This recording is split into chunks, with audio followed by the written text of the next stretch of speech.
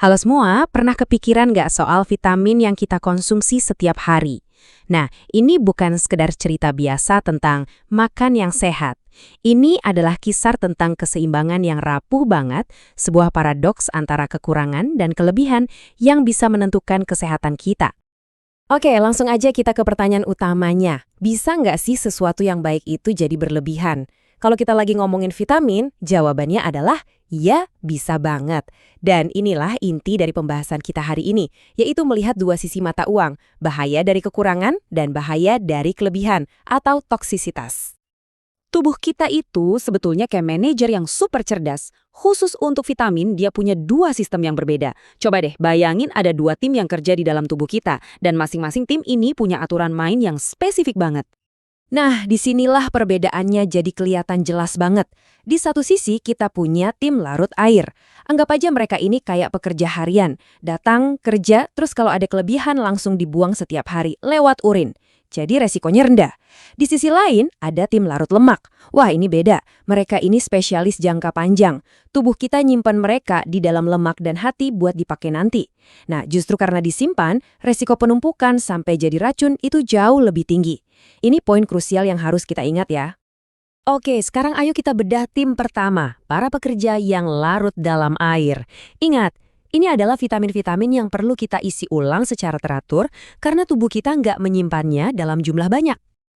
Kita mulai dari vitamin B2, si pengubah energi. Perannya tuh vital banget buat produksi ATP, alias molekul energi utama tubuh kita. Kalau kurang, gejalanya bisa umum banget loh, kayak bibir pecah-pecah di sudutnya. Pernah ngalamin kan? Nah, itu bisa jadi sinyal dari tubuh. Terus gimana kalau kelebihan? Tenang aja, B2 ini nggak beracun. Efek sampingnya paling cuma bikin urin kamu jadi kuning cerah. Ini contoh sempurna dari cara kerja vitamin larut air. Tapi, jangan pernah anggap remeh kekurangan vitamin. Meskipun beberapa gejala kelihatannya sepele, begitu defisiensinya jadi serius, gejalanya bisa jauh lebih dramatis dan bahkan bisa mengubah hidup. Dan ini membawa kita ke kisah yang agak kelam dari kekurangan vitamin B3 atau niacin.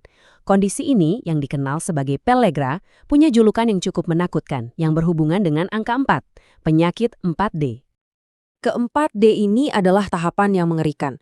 Pertama ada dermatitis, radang kulit yang parah, lalu diare kronis, kemudian demensia di mana pikiran mulai kabur, dan kalau tidak ditangani, yang terburuk, death atau kematian.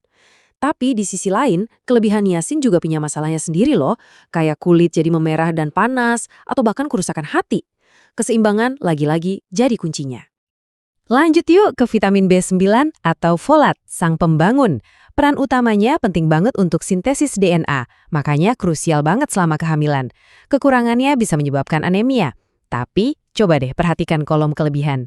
Disinilah paradoksnya jadi rumit. Dosis folat yang terlalu tinggi ternyata bisa menutupi gejala kalau kita kekurangan vitamin B12. Ini bahaya banget karena defisiensi B12 yang nggak terdeteksi bisa berujung pada kerusakan saraf permanen.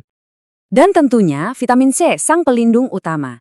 Kita semua pasti kenal perannya sebagai antioksidan.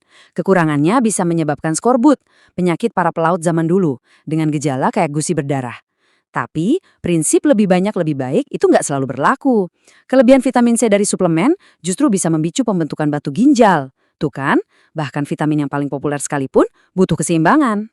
Oke, tim pertama sudah kita bahas. Sekarang kita beralih ke tim spesialis. Ini adalah vitamin-vitamin yang disimpan oleh tubuh sebagai cadangan. Dan karena mereka disimpan, disinilah resikonya jadi lebih tinggi. Selamat datang di tim 2 para spesialis larut lemak. Karena tubuh kita menyimpannya di jaringan lemak dan hati, kalau jumlahnya berlebih, dia bisa menumpuk seiring waktu dan akhirnya menjadi beracun. Mari kita lihat siapa saja mereka. Pertama, ada vitamin A, si spesialis penglihatan. Tanpa dia, kita bisa mengalami rabun senja. Tapi kelebihannya sangat berbahaya. Lihat deh kolom toksisitas, bisa menyebabkan kerusakan hati, dan yang paling mengkhawatirkan bisa berisiko menyebabkan cacat lahir kalau dikonsumsi berlebihan selama kehamilan. Ini contoh nyata, kenapa kita harus sangat berhati-hati dengan suplemen. Selanjutnya, vitamin D, sang pengatur tulang. Vitamin ini krusial banget untuk penyerapan kalsium. Kalau pada anak-anak kurang, bisa menyebabkan rahitis, tulangnya jadi lunak dan bengkok. Tapi, kalau overdosis vitamin D, Malah akan terjadi penumpukan kalsium dalam darah yang bisa merusak ginjal dan jaringan lunak lainnya. Matahari memang baik, tapi suplemennya perlu takaran yang pas. Dan yang terakhir dari tim spesialis ini adalah vitamin K, si agen pembekuan darah. Peran utamanya jelas banget, membantu darah kita membeku. Kalau kurang, kita bakal gampang memar atau mengalami perdarahan. Nah, toksisitas dari kelebihan vitamin K ini sangat jarang terjadi pada orang dewasa, tapi bisa berbahaya bagi bayi yang baru lahir. Ini menunjukkan bagaimana setiap vitamin punya ceritanya yang unik. Jadi, setelah kita melihat kedua tim ini beraksi, apa sih pesan utamanya? Semuanya kembali pada satu kata yang sangat penting, keseimbangan.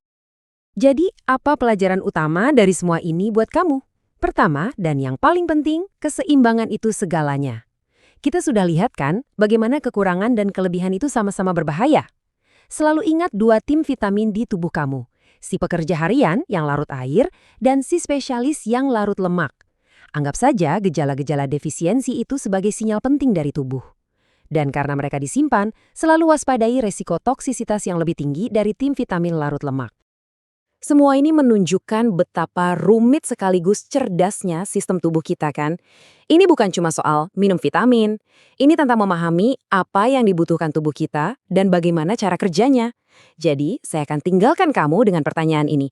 Berdasarkan apa yang kamu makan hari ini, tim vitamin mana yang sedang kamu rekrut? Coba deh pikirkan.